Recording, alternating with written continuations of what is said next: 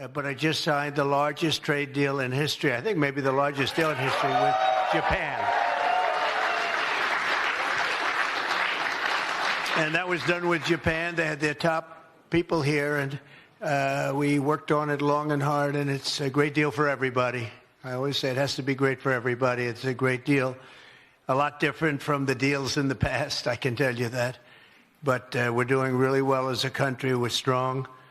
We have a lot of money flowing in. The tariffs are kicked in better than anybody other than me and a few of the people in the room thought could happen, Howard and Scott.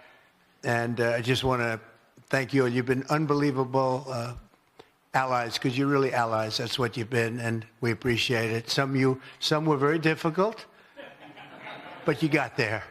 He did it again, gang. Trump defied all previous political precedent. Imagine a single stroke of a pen bringing $550 billion of foreign money pouring into American communities while slashing unfair tariffs overnight. Sound impossible? Well, President Trump just did it, and I'm going to break down for you what this means for our economy and the end of globalism as we know it.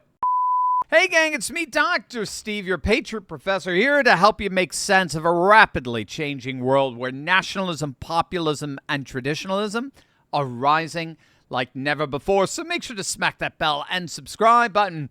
So just hours ago, President Trump announced what he calls the largest deal ever made with America's longtime ally, Japan. Under the new agreement, Japan will invest a staggering $550 billion in U.S. industries, and the United States will keep 90% of the profits.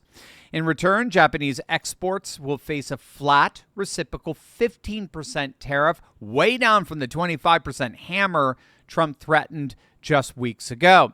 Tokyo also agreed to pry open its protected markets for American cars, trucks, rice, and key farm goods, again, which have been very, very protected over the years. Now, to put this in perspective, $550 billion is roughly the size of Sweden's entire economy.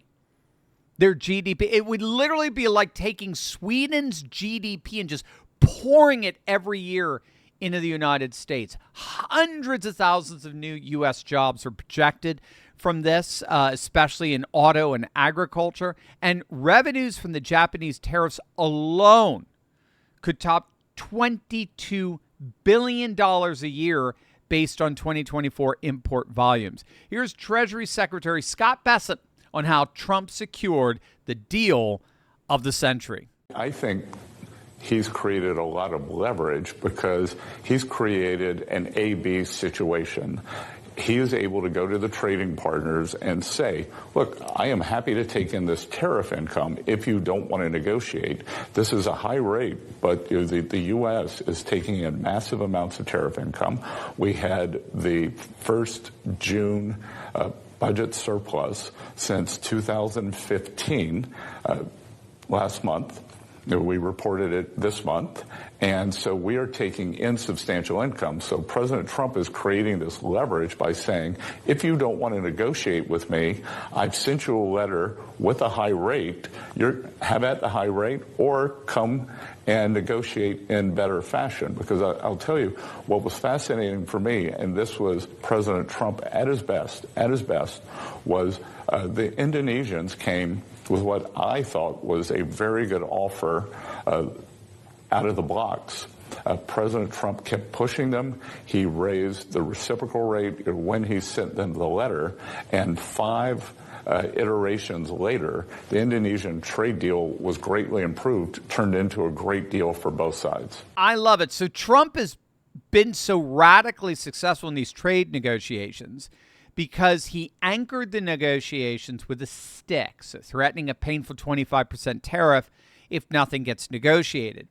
In turn, Japan blinked, offering investment, cash, plus access to its famously closed markets, I guess I should say infamously closed markets, in exchange for a friendlier 15% rate. And so this move echoes Trump's earlier Liberation Day doctrine, where he basically said, in a nutshell, countries either pay up or they open up. Hey, countries of the world, you either pay up or you open up. It's one or the other. Critics call it coercive, but Americans call it leverage. And that is exactly what Scott Bessent is calling it. Again, the legacy media is doing everything they possibly can to backtrack on that, or even just downplay and ignore this huge trade deal, but it's all to no avail. More and more people recognize that what passes for journalism today is little more than politically charged activism with a headline slapped on top. That's why I turn to Ground News. It cuts straight through the noise and shows you what's actually happening. Ground News brings together headlines from over 50,000 sources across the globe.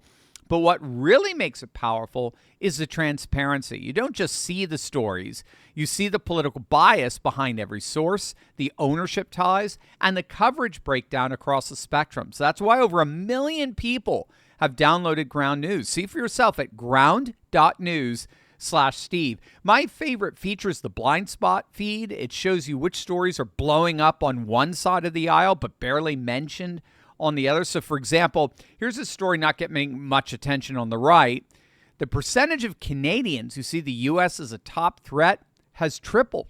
It's right now, nearly 60% say America is a threat after months of course, tensions over tariffs, trade, and rhetoric over Canada becoming the 51st state. And here's a story that the left is ignoring. The FBI just launched criminal investigations into John Brennan and James Comey. Again, the left is completely ignoring this bombshell story that 2 top former officials are now facing probes into possible misconduct and alleged false statements. With every story, Ground News shows you the entire spectrum of who's reporting from left, right, and center, how reliable each source is, and who owns each outlet. It's everything the corporate press doesn't want you to see. And right now you can get 40% off the Vantage plan. That's the one that I have, which gives you unlimited access to all the features. I personally use it for about $5 a month. It's awesome. Just visit ground.news/Steve, click the link in the description, or scan the QR code. That's ground.news/Steve. Now, what Trump has been securing with these trade deals goes far beyond just a huge win for our economy. It actually represents nothing less than the return of a nationalist-based world order. Now, for decades, what's been called the liberal international order, they preached free trade and shrinking borders, which kept wages stagnant, all the while corporate and CEO earnings skyrocketed. Trump's deal flips that script. Trump is reviving what's classically known as mercantilism, the idea that national power grows when the state drives hard bargains to boost domestic surplus. Mercantilism sees trade as an extension of national security. And in instituting the return to mercantilism, Trump is reestablishing a form of economic nationalism, but now in the guise of what we might call economic civilizationalism, where global economies are now being increasingly organized more around great power blocks around the world. And what Trump is doing, particularly with these tariffs and these bilateral trade negotiations with over 70 countries worldwide, is he's completely eclipsing globalist institutions like the WTO. In fact, the World Trade Organization has been rendered so irrelevant, it could literally disappear off the face of the planet and no one would ever know. By locking in 90% of profits for the U.S., and taxing foreign imports, Washington is signaling the end of the rules-based order and the dawn of hard-edged, nationalist-based reciprocity. And by reinstituting mercantilism, by reinstituting trade as an extension of national security, the big winners in all of this are American workers in steel, autos, and Midwest farms. Domestic manufacturers are now eyeing $550 billion in fresh capital for plants, chips, LNG terminals. And the U.S. Treasury is looking now at new tariff revenue plus a projected private sector boom. I mean, it's a huge win for the Trump administration and for America as a whole. For their part, In Japan, I mean, frankly, things aren't that great. Their prime minister, Shigeru Ichiba, he's under enormous pressure to resign particularly after the election this past weekend. We did a video on this. Their brand new Japan First Trump-inspired party called Sanseito just pulled off one of the most stunning electoral victories in modern political history. They went from holding just one seat in the Japan parliament to now 15 seats, making them the third largest opposition party literally overnight. Again, they're a Trump-inspired party, a Japan First party. It was a massive repudiation of the more globalist-inspired policies of the ruling Liberal Party. They're called liberal. They're actually the more establishment conservative, sort of the Rhino Party of Japan that has ruled almost uninterrupted since the beginning of the post-war era. But now it looks like Japan is increasingly moving more in the direction of the Trumpian doctrine of civilization states with this new party, Sanseito. We'll most certainly be keeping an eye on how all that develops. But in the meantime, Japanese automakers will now be paying a 15% tariff to reach U.S. showrooms. All the while, globalist think tanks are mourning the liberal order's slow but sure demise. And with Japan secured, Trump's now boasting that Europe is coming tomorrow. And of course, he's got the Philippines now, just signed 19%, and Indonesia's next. Translation, the 15 to 19% band is the new normal, replacing the under 2% tariffs of the liberal international era, which means literally hundreds of billions of dollars of revenue pouring into the U.S. Treasury every single year. I mean, seriously, gang. Picture Main Street America 5 years from now. Shinier factories, roaring tractors, young families finally saving for the future because their wages are going up. That's the promise of what Trump secured today. It's but the latest in an unblemished record of winning. So what do you think? Let me know in the comments section below. And as always, make sure to smack that bell and subscribe button for breaking news and analysis you're not going to hear anywhere else. Love you guys. God bless.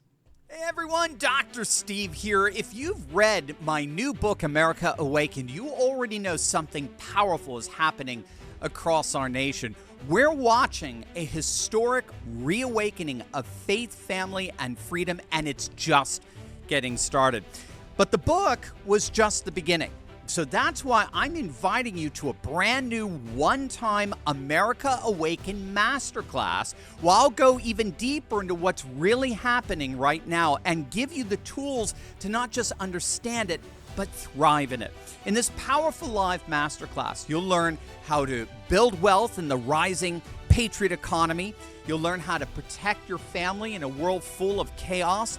You'll learn how to find real alternatives in education, media, and more. And you're going to take practical steps to restore truth in your own backyard. I'll be teaching live. You'll have the chance to interact with me directly, but seats are limited and registration isn't open yet. So all you have to do is click below and register for early access to be the first to know when doors open. This is your time. This is America's time. This is America Awakened. Can't wait to see you there.